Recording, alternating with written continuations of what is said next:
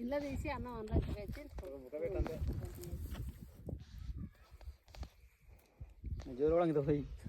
చేయలేదు ఉంది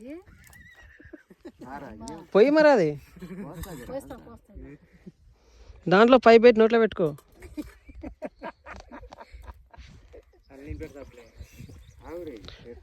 మళ్ళీ అది వెయ్యి తీసి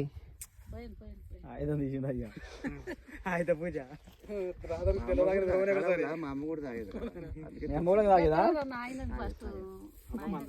అప్పుడు మంది ఎక్కడిది అమ్మాయి అక్కడ పెడతాం మరి మేము కూడా కొంచుతాం.